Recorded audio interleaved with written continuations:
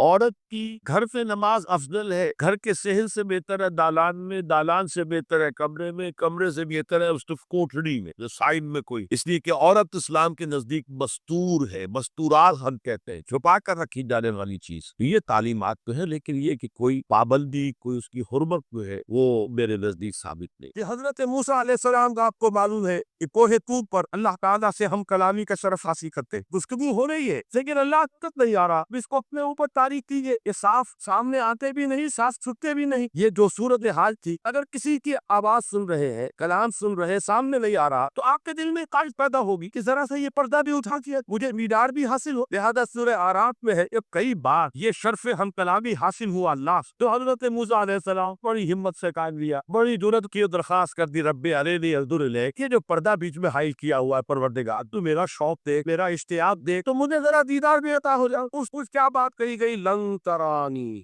تم مجھے ہرگز نہیں دیکھ سکتے، تم اس جسد ظاہری کے ساتھ، اس جسد مادی کے ساتھ، ان عنصری آنکھوں سے میرا دیدار نہیں کر سکتے، ولکن انظر الی الجبل، دیکھو ہم کو میں ایک مثال دیے دیکھ ذرا اس پہاڑ کی طرف دیکھو، ہم اپنی ایک تجلی اس پر ڈالیں، فَإِنِ اسْتَقَرَّ مَكَانَهُ فَسَوْفَ تَرَانِی، اگر وہ پہاڑ ہماری تجلی کو جھیل جائے، تحمل کر لے، تو تم بھی سوچنا کہ شاید ہمیں دیکھ سکو۔ اس کے بعد دعا کیا، فَلَمَّا تَجَلَّى رَبُّهُ لِلْجَبَلِ وَخَرَّ مُوسَىٰ، جب اللہ تعالیٰ نے پہاڑ پر اپنی ایک تجلی ڈالی تو وہ پہاڑ جو ہے اور موسیٰ، دیکھیے براہ راست تجلی موسیٰ پر نہیں ہے، یہ انڈائریکٹ مشاہدہ ہے، تجلی ربانی کا، یہ جو پہاڑ پر ہوئی ہے، اور پہاڑ کی جو کیفیت ہوئی ہے، اس کے مشاہدے سے حضرت موسیٰ میں ہوش فَصَعِقَ مُوسَىٰ سَرَّ مُوسَىٰ صَعِقًا، یہ ہے وہ مثال جو یہاں دی ہے قرآن کے لیے۔ او انزلنا هذا القرآن على جبل لرأيته خاشعا متصدعا من خشية الله، نتیجہ کیا نکلی، انفراد استدلال استنتاج، نتیجہ یہ نکلا کہ جو تاثیر تجلی ذات ربانی کی ہے وہی تاثیر کلام ربانی کی ہے، صرف یہ ہے کہ ہمیں اس کا شعور نہیں، ہمیں اس سے اس کا ادراک، یہ بالکل ذات کی تجلی کی جو تاثیر تھی وہی قرآن سب بیان کر رہا ہے کہ اس کلام ربانی، اس کو بھی علامہ اقبال نے خوب کہا ہے، فاش گویم آنچ در دل مزمرس، صاف کہہ دیتا ہوں جو کچھ میرے دل میں ہے، یہ کتابیں نیست چیزیں دیگرس، اسے کتاب نہ سمجھ بیٹھنا قرآن کو، یہ کتاب نہیں ہے، کچھ اور ہے، کچھ اور کیا ہے، مثل پنہاؤ ہم پیداستو زندہ پائندہ گویاستو، یہ تو جیسے اللہ تعالیٰ کی ذات ہے، مثل ذات حق سبحانہ و تعالیٰ کی طرح یہ زندہ ہے، پائندہ، اس لیے آئندہ گویاستو، یہ جو ہے زندہ ہے، یہ متکلم ہے، کلام نہیں ہے، کل صفات ربانیہ جو ہے ظاہر اور باطن، مثل حق پنہا، ظاہر و پنہا، اور حی و قیوم جیسے اللہ کی ذات ہے، وہی صفات اس کلام کی۔ اور اس کے بعد وہ شعر آیا تھا جو میں پہلے سنا چکا ہوں، چونکہ جہاں ترلس جہاں دیگر شب، جب یہ قرآن کسی انسان کے اندر سرایت پر جاتا ہے، اس کے دل پر نازل ہوتا ہے، دیکھیے یہ الفاظ آپ کو کہیں اور نہیں ملیں گے میرے نزدیک، جہاں علامہ اقبال اس دور میں قرآن کی اس کا سب سے بڑا ثبوت، وہاں عظمت قرآنی کے سب سے زیادہ واقف اور اس کا سب سے زیادہ شعور رکھنے والے بھی علامہ اقبال، یہ الفاظ آپ کو کہیں نہیں مل سکیں گے کہ مثل حق پنہاؤ ہم پیداستو زندہ پائندہ گویاستو، جو بجا ترس جہاں دیگر شود، جہاں تو دیگر شد جہاں دیگر شود، جب یہ انسانوں کے اندر سرایت پر جاتا، ان کے اندر ایک انقلاب آ جاتا، اور یہ اندر کا انقلاب ہے تو ایک عالمی انقلاب کا پیش خیمہ بنتا تھا۔ آپ آرڈیننس کے ذریعے سے نمازیں پڑھوائیں گے تو پھر نماز وہی پڑھی جائے گی جو آفس ٹائم میں آئے گی، اور کیوں پڑھے، وہ تو آرڈیننس کے ذریعے سے پائی جا رہی ہے، اس کا اثر تو وہ ہوگا جو ہمارے ہاں دیکھا جا چکا ہے۔ اور اس وقت اس زمانے میں نے یہ سنا ایک جگہ کہ کلاس 4 امپلائیز جو ہے، تو شروع میں جب آرڈیننس حافظ ہوا کا ہمارے ہاں، تو دفتروں میں بڑا اہتمام ہوا، آفیسرز نے خاص طور پر بڑے اہتمام سے ظہر کی نماز پڑھنی شروع کی، لیکن مجھے بتایا گیا کہ کلاس 4 امپلائیز جو ہے ہمارے، یہ ڈرائیورز ہیں، پیئنز ہیں، یہ کھڑے ہنستے رہتے ہیں شریعت ہو، تو میں نے اس سے کہا وہ اس لیے کہ انہیں معلوم ہے کہ آپ بھی تو یہی پڑھ رہے ہیں سواس، باقی آپ کے ڈرائیور سے اور آپ کے خانسامہ سے یہ بات چھپی ہوئی نہیں ہے کہ اثر آپ نے بھی نہیں پڑھنی، یہ صرف زور ہے جو آپ پڑھ رہے ہیں، یہ اصل میں اندر کا انقلاب جب تک نہ آئے، باہر کا ٹھوسا ہوا انقلاب، وہ تو جب پریشر ہٹ جائے گا تبدیلی جو بجا طرف جا ادھر سے اندر انقلابات، جب اندر تبدیلی ہو جائے گی، اب انسان کا پورا وجود بدلے گا، پھر اس کے اندر سے تبدیلی جو ہے وہ ابھرے گی، اسے کسی خارجی دباؤ کی ضرورت نہیں ہوگی، جہاں تو دیگر سوچ جہاں دیگر شون، اور جب انسانی شخصیت کے اندر یہ انقلاب سے آتا ہے تو پھر وہ عالمی انقلاب بنتا ہے، جیسے کہ محمد رسول اللہ کا انقلاب۔ واقعہ یہ ہے کہ اگر جوش کانسپریسی، عبداللہ ابن سبا کی سازش اگر کامیاب نہ ہو گئی ہو اور مسلمانوں کے اندر آپس کا انقلاب اور سرپٹول نہ ہو جاتا، جو حضرت عثمان کی شہادت، پھر حضرت علی کی شہادت رضی اللہ تعالیٰ عنہما، اور حضرت علی کی قرآن خلافت کی آپس کے جو جنگیں ہوئی، جنگ جمل، جنگ صفین، جنگ نہروان، اگر یہ نہ ہوئی ہوتی تو جس سپیڈ کے ساتھ ساتھ اور رفتار کے ساتھ انقلاب محمدی کی توسیع ہو رہی تھی علی صاحب الصلاۃ والسلام، کوئی طاقت دنیا میں نہیں تھی۔ اقبال نے اس کا بھی نقشہ کھینچا ہے کہ تھمتا نہ تھا کسی سے سیل رواں ہما، وہ سیل رواں تھا، کوئی روکنے والا نہیں۔ انٹرنل سیبوٹاج وہ ہے کہ جس میں اس انقلاب نے راستہ روکا۔ تو کیا یہ ہے کہ وہ جو انقلاب حضور نے برپا کیا قرآن کے ذریعے صحابہ میں، اندر سے جو انقلاب تھا اس نے عرب میں ایک انقلابی شکل اختیار، اور یہ انقلاب جو ہے اپنے اندر کیوں ہوتا تھا، پوٹینشیلٹی تھی اس کے، وہ 20 برس کے اندر کہاں آکسس دریائے دیہو، کہاں اٹلانٹک، تصور تاریخ میں اس سے پہلے اتنی بڑی کوئی مملکت قائم کی، کہاں یمن اور کہاں ایشیا کچھ ایشیا مائنر ٹرکی، یہاں سے وہاں اور وہاں سے یہاں، اتنی عظیم مملکت حضرت عثمان رضی اللہ تعالیٰ عنہ کے خلافت میں ہو چکی۔ یہ بات اگر یہ چلتا معاملہ آگے کو کوئی قوت اب نہیں رہی تھی، سلطنت روما ختم ہو چکی، سلطنت کسرا ختم ہو چکی تھی، پستے اڑ گئے، صرف طاقت رہ گئی تھی کہ سیلاب کا راستہ روک۔ یہ وہ یہودی سازش ہے جس نے اندر سے سب ہوتا آ رہا، یہ ہے انقلاب محمدی کا طریقہ، اندر سے تبدیلی۔ اسی پر علامہ اقبال نے کہا ہے، تیرے ضمیر پہ جب تک نہ ہو نزول کتاب، گرہ کشا ہے لرازی نہ صاحب کشاف۔ یہ قرآن اب بھی، اور مجھے یاد آیا امام ابن قیم رحمۃ اللہ علیہ، وہ کہیں بڑا پیارا جملہ، وہ کہتے ہیں قرآن کے بعض پڑھنے والے ایسے ہیں کہ جب وہ قرآن کو پڑھتے تو یوں محسوس کرتے ہیں کہ قرآن نصوص پہ لکھا ہوا نہیں ہے، ان کے اپنے دل کے اوپر کندھا سے پڑھ رہے ہیں، یعنی کہ اتنی کامل مطابقت وہ محسوس کرتے ہیں اپنی فطرت، ہیومن نیچر اور قرآن کے اندر اتنی مطابقت ہے، اس طرح وہ ٹیلی کرتے ہیں ایک دوسرے کے ساتھ کہ محسوس ہوتا ہے کہ وہ کتاب ان صفحات میں لکھی ہوئی نہیں ہے بلکہ لوح قلب پر لکھی ہوئی ہے کہ جہاں سے وہ انسان اسے پڑھ۔ تو پہلی بات میں قرآن مجید کی سائز کے حوالے سے اس پہلو سے ہمارے سامنے آئی کہ جو تاثیر ہے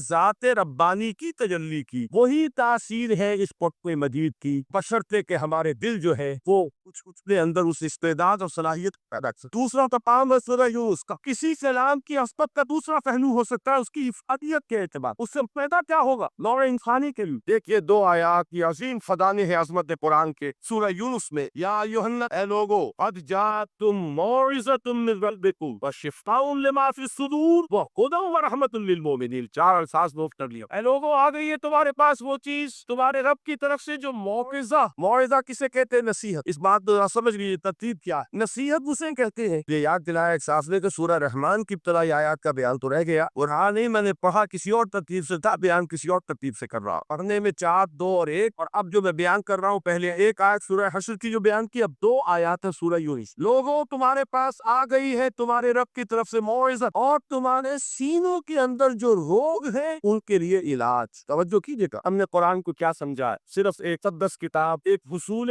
ثواب یا ایصال ثواب کا آلہ۔ قرآن ہے کیا؟ نمبر 1 موعظہ۔ موعظہ کسے کہتے ہیں؟ وہاں اسے کہتے ہیں وہ بات جس سے دل نرم ہو جائے، دل کے اندر گدائبس پیدا کرنے والی شے۔ وجہ کیا ہے؟ اعلیٰ سے اعلیٰ حکیمانہ بات کسی سے کہی جائے، دل سخت ہے، اثر نہیں ہو، کرست آ جاتا ہے انسان کے دل کے اوپر، جیسے کہ یہود کے علماء کے بارے میں فرمایا گیا، ثم قست قلوبکم فہی کالحجارۃ وشدت وان من الحجارۃ لما يتفجر منه الانہار وان منها لما يهبط من خشیۃ اللہ وان منها لما يشقق فيخرج منه الماء۔ اے لوگوں پھر تمہارے دل سخت ہوتے چلے گئے، پھر وہ پتھروں کے مانند سخت ہو گئے، بلکہ ان سے بھی زیادہ سخت، اس لیے کہ پتھروں میں تو وہ بھی ہوتے ہیں کہ جو اللہ کے خوف سے گر جاتے ہیں، پتھروں میں وہ بھی ہوتے ہیں کہ جو اللہ کی خشیت سے پھٹ جاتے ہیں، ان میں سے پانی بہلی قطار۔ پھر تو اس طرح سے ہے، لیکن انسان کا دل جب ہو جائے یا پتھر بن جائے تو کوئی شے دنیا کی اس کی سختی کا مقابلہ نہیں کر سکتا۔ پہلے اس سختی کو نرم کریں گے، جیسے زمین ہے چٹیل زمین، اس زمین کے اندر ہل چلے گا تو بارش کے فائدہ دے گی، اس کو آپ زمین کو نرم کرتے ہیں تاکہ وہ بارش کو جذب کرے، ورنہ چٹیل زمین ہے سب وہ پانی بہ رہا ہے، بہ جائے گا اور وہ زمین کے اندر جذب نہیں ہوگا۔ تو پہلا لفظ استعمال کیا موعظہ، یہ قرآن واعظ ہے، نصیحت ہے، دلوں کو نرم کرتا، دلوں پر جو درست آ گیا سخت اسے توڑتا، اس میں انسن آتا، پھر کیا کرتا ہے؟ پھر جب یہ جذب ہوتا ہے، شفاء لما فی الصدور، جو سینے کے روگ ہیں ان کے لیے شفا۔ اب آپ غور کیجئے گا، علامہ اقبال نے انہی 2 اعتبارات سے مسلمانوں کا مرثیہ کہا کہ مسلمانوں نے اس قرآن کو نہ موعظہ کے لیے استعمال کیا اور نہ تزکیہ نفس کے لیے استعمال کیا، بلکہ اس کو فسرہ بنا لیا ہے اور جان آسانی سے نکلنے کا نسخہ ہے رسالہ ثواب کا۔ چنانچہ کہتے ہیں واعظ کے لیے واعظ دستہ زن و افسانہ بند، واعظ جو ہے ہمارے داستانے کہہ کے ہے تو ہر سے ہوں بلند، اس کے بیان میں معنی تو ہوتے ہیں بہت ہی گھٹیا نیچے کے الفاظ کا شپو ہوتا ہے، الفاظ بہت اونچے ہوتے ہیں۔ خطیب و تینوی گفتار او با ضعیف و شاذ و مرسل قارن، سارا باز و نصیحت ہو رہا ہے وہ ضعیف حدیثوں کے ذریعے، ضعیف روایات بخاری کی ہو، مسلم کی ہو، ترمذی کی ہو، ابن ماجہ کی ہو۔ کہا خطیب بغدادی اور تینوی وہ کتابیں کہ جن کی کوئی سند نہیں ہے، وہاں کی روایات کے ذریعے سے لوگوں کو تذکیر کرنے کی کوشش کر رہے ہیں، با ضعیف و شاذ بعض و مرسل کاری ہوئی، ضعیف روایات، شاذ روایات، مرسل روایات جن کا سلسلہ روایت محمد رسول اللہ تک متصل نہیں ہے، اس کے ذریعے سے کر رہے ہیں۔ حالانکہ موعظہ، سب سے بڑا موعظہ یہ قرآن کہتا ہے خود فذکر بالقرآن من یخاف وعید، اے محمد صلی اللہ علیہ وسلم آپ اس قرآن کے ذریعے نصیحت، یہ قرآن ہے جو دلوں کی سختی کو ختم کرے گا۔ دوسری طرف علامہ اقبال کیا کہتے ہیں کہ جہاں تک ہمارے ہاں جو بھی تصوف کے معروف حلقے ہیں، صوفیاء حق کی بات نہیں کہہ رہا، وہاں قوالی ہو رہی ہوگی تو حال آ جائے گا۔ صوفی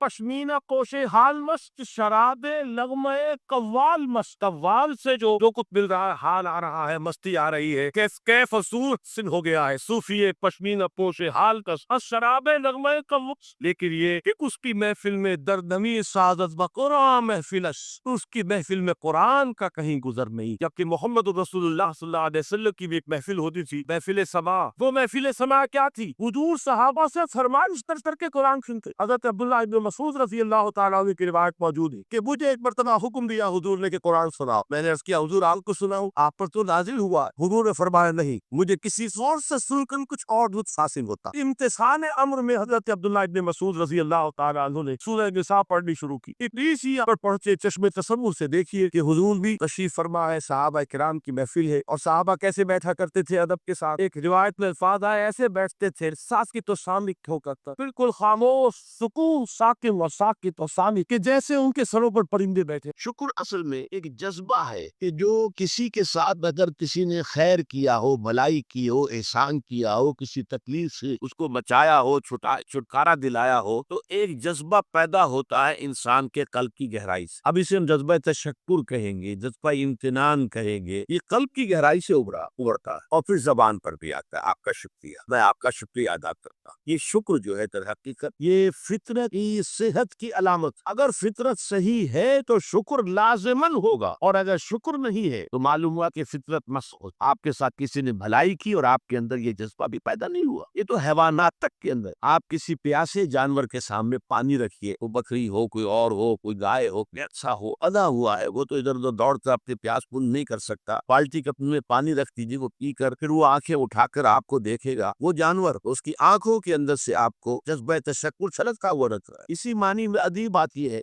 عین کہتے آنکھ کو، اور عین کہتے چشمے کو۔ عرب کہتے تھے عین الشکرا، وہ چشمہ جس میں سے پانی خود بخود ابل رہا ہو، نکل رہا ہو، نیچے سے زمین سے ابلتا ہو، عین الشکرا۔ اور دابۃ الشکور کہتے تھے ایسے حیوان کو آپ جہاں گائے ہے، بھینس سے بنی ہوئی ہے، آپ اس کی ٹہل سیوا کر رہے ہیں، اچھی خوراک دے رہے ہیں، غذا دے رہے ہیں، نہلاتے بھی ہیں گائے بھینس کو، تو پھر اس کا ظہور اس کے بدن پر ہونا چاہیے، اس میں فربہی آنی چاہیے، تو اس کو کہیں گے دابۃ الشکور۔ یہ شکر گزار جانور ہے کہ اس کے ساتھ جو بھلائی ہو رہی ہے، جو خیر ہو رہا ہے، اس کے نتائج اس پر ظاہر ہو رہے ہیں۔ تو یہ فطرت کی طرح اس صحت کے علاوہ ایک قرآنی کہانی آپ نے بھی بچپن میں پڑھی ہوگی کہ ایک غلام کہیں بھاگا ہوا تھا اور اسے راستے میں ایک جگہ اس نے دیکھا ایک شیر پڑا ہوا کراہ رہا ہے، اور اس کو شدید تکلیف سے اس کے پاؤں میں ایک کانٹا چبھا ہوا تھا۔ ظاہر بات ہے شیر نہیں نکال سکتا تھا اس کو، اس غلام نے اس کا کانٹا نکالا، اس شیر نے صرف اسے سونگا اور چلا گیا۔ اس کے بعد وہ غلام پکڑا گیا، اور جیسے کہ ہوتا تھا رومن اور گریک دور میں کہ بھاگا ہوا غلام جو پکڑا جاتا تھا تو پھر شیروں سے پھڑواتے تھے اس کو، ان کے جو بڑے وہ ہوتے تھے، یہ اسٹیڈیمز بنے ہوئے ہوتے تھے، اس میں آ کر جو ہے اس غلام کو چھوڑ دیا، اور پھر بھوکا شیر جو ہے وہ پنجرے میں سے نکالا تاکہ وہ اس کو بمبوڑے اور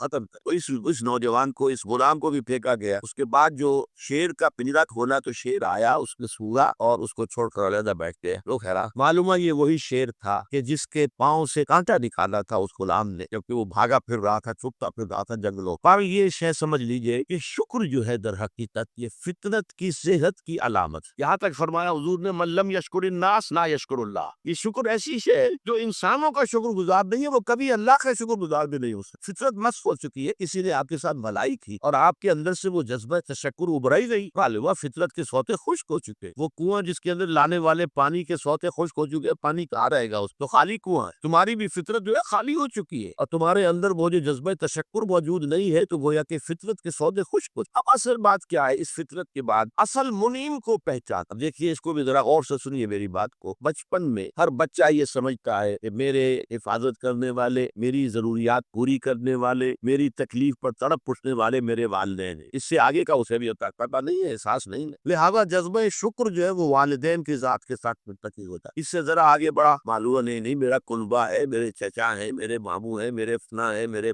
اب ان میں قبیلے کے لوگ ہیں، میری قوم ہے، میرا وطن ہے، یہ سب در حقیقت میرے محافظ بھی ہے، میرے مددگار بھی ہے، اور وہ میری ضرورتیں پوری کرتے ہیں۔ یہ جذبہ تشکر اب پھیل رہا ہے والدین سے، اپنے خاندان، قبیلے، قوم، اس کے بعد محسوس ہوتا ہے یہ سائنس کی انتہا ہے کہ یہ سارے عناصر فطرت مجھے پال رہے ہیں۔ سورج کی حرارت نہ ہو تو فصلیں کیسے پکے، سورج کی حرارت نہ ہو تو یہ ہوا، یہ بادل کیسے اٹھے، وہ اب سمندروں سے بخارات، ہوائیں نہ چلے تو یہ کیسے جو ہے بادل یہاں تک آئے اور بارش برسے اور پھر میرے لیے گندم جو ہے وہ پیدا ہو۔ یہ تو کائنات پوری کو جو پال رہی ہے، اور اس میں سب سے بڑی شے جو ہے، یہ سائنس کا یوں سمجھیے کمال ہے، سب سے بڑی شے سورج ہے۔ اس لیے کہ یہ بھی کہنا ہے کہ زمین سورج ہی سے ٹوٹا ہوا ایک ٹکڑا ہے، اسی سے سپلنٹر ایک علیحدہ ہوا اس کے گرد گھومنا شروع کرتی ہے، اللہ عالم، یہ علیحدہ بحث ہے، یہ کاسمولوجی کی بحث۔ لیکن یہ ہے کہ بہرحال ہم جانتے ہیں یہ شکر کا جذبہ پھر آ کر مرتکز ہوتا ہے، یہ تمام مظاہر فطرت۔ اب اس کے بعد صرف ایک چھلانگ لگانے کی ضرورت، وہ چھلانگ جو حضرت ابراہیم نے لگائی تھی،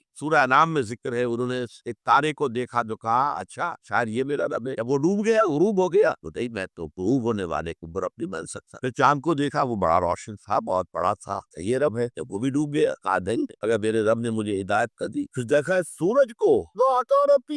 فلما افل، جب وہ بھی غروب ہو گیا، تو پھر اس کے بعد یہ چھلانگ لگائی انہوں نے، کیا انی وجہت وجہی للذی فطر السماوات والارض حنیفا، میں نے اب اپنا رخ کر لیا ہے، اپنا چہرہ کر لیا ہے رخ پر اس ذات کے جس نے آسمانوں اور زمین کو پیدا کیا، تو سورج اور چاند اور ستاروں کا پیدا کرنے والا، حنیفا یکسو ہو کر، وما انا من المشرکین، اور میں ہرگز مشرکوں میں سے نہیں۔ یہ ہے عقل کی آخری چھلانگ۔ سورج بھی ایک نظام میں جکڑا ہوا ہے، کسی اور نے اس کا نظام بنایا، اس کی حیثیت کچھ ہے ہی نہیں۔ اس پوری کائنات کی وسعت اور پہنائی میں یہ جو خورشید منور ہے، یہ کیا ہے؟ یہ ایک ذرے کے معنی پوری کائنات کی billions and billions of galaxies, اور ہر گیلیکسیز میں billions and billions of stars, اندازہ تو کیجئے اس کی وسعت کا کوئی تصور ممکن ہے؟ انسان کو چکر آتا ہے۔ یہ تمام جو ہے اعداد و شمار جو یہ آتے ہیں ہمارے سامنے ایسٹرونومی میں، چکر آتا ہے۔ سورج کی کیا حیثیت ہے؟ ہاں ایک ہستی ہے کہ جس نے ان سب کو جکڑا ہوا ہے، جس کے نظام میں ہے، جس کے قانون کے اندر یہ جکڑے ہوئے ہیں کہ حسبان، یہ ایک حساب کے ساتھ چل رہے ہیں، اور حساب کسی نے معین کیا۔ یہ ہے در حقیقت عقل کا کام، یعنی فطرت کی سلامتی، جذبہ تشکر، شکر کس کا؟ سب سے بڑی بات اللہ کا۔ ایک بات اور نوٹ کر لیجیے، یہی جذبہ تشکر ہے جو پھر عبادت کی شکل اختیار۔ دیکھیے شکر، آپ کے ساتھ کسی نے بھلائی کی، آپ کی فطرت کا تقاضا نمبر ایک یہ کہ اس کا شکریہ ادا کریں، نمبر دو یہ کہ آپ بھی کوشش کریں کہ کوئی میں بھی اس کی خدمت کو، میں اس کو بدلا، الجزاء الاحسان الا الاحسان، بھلائی کا بدلہ سوائے بھلائی کے اور کیا ہو سکتا۔ لیکن فرض کیجیے کہ وہ ہستی اتنی بلند و بالا ہو، والدین کی آپ کچھ نہ کچھ خدمت کر کے کچھ کسی درجے میں جو انہوں نے بچپن میں پالا پوسا تھا، کسی درجے میں آپ اس کا جواب، اس کا بدلہ دے سکتے۔ بڑھاپے میں یہ ہے کہ انہیں فلا تقل لهما اف ولا تنهرهما، انہیں اف تک نہ کہا جائے، انہیں جھڑکا نہ جائے، ان کی اطاعت کی جائے، ان کی فرما برداری کی جائے۔ ہاں ناک بات میں ان کی بات نہیں مانتی، شرک پہ مجبور کرے تو ان کو نہیں ماننا ان کے حکم کو، لیکن باقی یہ اور چیزوں کے اندر ماننا۔ تو یہ سارا معاملہ یہ کسی نہ کسی درجے میں آپ نے اسے بدلہ دے دیا، اور جو بھی ہے، لیکن جہاں کہیں ایسی ہستی کا شکر ہے کہ جسے آپ کو بدلہ دے نہیں سکتے، سورج کو کیا بدلہ دیں گے؟ وہاں یہی جذبہ تشکر جو ہے جذبہ عبادت میں ڈل جاتا ہے۔ ہاتھ جوڑ کے کھڑے ہو گئے سورج کے سامنے، ڈنڈوت کر رہے ہیں، سجدہ کر رہے ہیں، کیا ہے؟ کیوں؟ یہ وہی جذبہ تشکر ہے۔ اس سورج ہی سے ہمارا سارا نظام چل رہا ہے، میرا پورا وجود ادھر حقیقت اسی کے ذریعے سے اس کی ساری ضرورتیں اور سارے تقاضے پورے ہو گئے۔ یہی جذبہ تشکر ہے جو جذبہ عبادت کی شکل اختیار کرتا ہے۔ اور جب جذبہ تشکر صحیح جگہ جا کر لگ گیا، یعنی جیسے کہ میں مثال بارہا دیتا رہا ہوں کہ اگر آپ کو کسی اونچی فصیل پر چڑھنا ہے اور آپ کے پاس جو ہے وہ ایک کمند ہے، تو پہلے کمند کو آپ پھینکیں گے اونچا، آپ کی بازو میں طاقت ہونی چاہیے۔ اگر بازو میں طاقت ہی نہیں ہے تو کمند قریب ہی جا کے اٹک گئی، تو جہاں تک وہ اٹکی ہے وہیں تک چڑھ سکتے ہیں، اس سے آگے تو نہیں جا سکتے۔ تو کمند کو پہنچانا ہے پہلے اونچائی تک۔ اب دیکھیے اس کو اقبال نے کہا ہے، یستاب کمنداور اے ہمت مردانہ، تمہاری کمند یزداں کے ساتھ جا کر جڑے، اللہ کو پہچانو۔ تمہاری عقل کا جو ہے در حقیقت امتحان یہ ہے کہ اصل منعم حقیقی، اصل محسن حقیقی، اس کے انعامات، اس کے احسانات، اس نے تمہیں پیدا کیا، تمہاری ضرورت کی چیزیں پیدا کی۔ ان تعدوا نعمت اللہ لا تحصوها، اگر تم اللہ کی نعمتوں کو گننا چاہو کبھی احسان نہیں کر سکتے، کبھی ان کی گنتی نہیں کر سکتے۔ اس کے لیے تمہارا جذبہ شکر جو ہے وہ ڈھل جانا چاہیے جذبہ عبادت میں۔ اور یہاں اس رکوع کے اعتبار سے اس کی جو سب سے بڑا مظہر ہے وہ اب آ رہا ہے۔ وَإِذْ وَلَقَدْ آتَيْنَا لُقْمَانَ الْحِكْمَةَ أَنِ اشْكُرْ لِلَّهِ أَنِ اشْكُرْ لِلَّهِ، گویا کہ حکمت کا تقاضا یہ کہ شکر کا جذبہ اللہ تعالیٰ کی ذات کے ساتھ وابستہ۔ وَمَنْ يَشْكُرْ فَإِنَّمَا يَشْكُرُ لِنَفْسِهِ، اور جو کوئی شکر کرتا ہے وہ اپنے بھلے کو کرتا ہے۔ اللہ کا کوئی کام نہیں بنتا اس سے، اللہ کی کوئی ضرورت پوری نہیں ہوتی، وہ ضرورت سے مبرہ ہے، منزہ ہے، اعلیٰ ہے، عرفہ ہے، اس کی کوئی ضرورت نہیں، احتیاج ہے ہی نہیں، وہ محتاج نہیں ہے، وہ تو غنی ہے۔ تو اس لیے فرما من یشکر فانما یشکر لنفسہ، یہ نفسہ سے مراد کیا ہے؟ اگر آپ کے اندر جذبہ شکر ہے اور وہ جذبہ تشکر جا کر ذات باری تعالیٰ کے ساتھ منسلک اور ملحق بھی ہو گیا ہے، اب آپ کی شخصیت کا ترفع ہوگا، شخصیت ابھرے گی، شخصیت اپجے گی، شخصیت کی ترقی ہوگی، شخصیت پہ ترفع پیدا ہوگا، بلندی آئے گی، تعمیر سیرت جسے کہتے ہیں، جسے اقبال تعبیر خود ہی کہتا ہے، صحیح معنی میں واقعتاً آپ ایک ایسے انسان بن سکیں گے کہ جن کے بارے میں قرآن نے کہا ہے کہ وَلَقَدْ خَلَقْنَا الْإِنسَانَ فِي أَحْسَنِ تَقْوِيمٍ، ہم نے انسان کو بہترین حساب پر پیدا کیا۔ وہ انسان بننے کے لیے ضروری ہے کہ آپ کی فطرت سلیم ہو اور عقل سلیم، فطرت سلیمہ جذبہ تشکر موجود ہو، عقل سلیم اصل محسن کو پہچان لے، اصل منعم کو پہچان دے، اور یہ منسلک ہو جائے پھر جذبہ تشکر ذات باری تعالیٰ کے ساتھ، تو اس کا بھلا تمہیں کو پہنچے گا، تمہاری شخصیت کی تعبیر ہوگی، تمہاری خودی جو ہے وہ پختہ ہوگی، مضبوط ہوگی، تمہاری اپنی سیرت و کردار جو ہے اس کی نشو و نما ہوگی۔ وَمَن يَشْكُرْ فَإِنَّمَا يَشْكُرُ لِنَفْسِهِ وَمَن كَفَرَ، اور جو کفر کرے فَإِنَّ اللَّهَ غَنِيٌّ حَمِيدٌ، تو اللہ تو غنی ہے اور حمید۔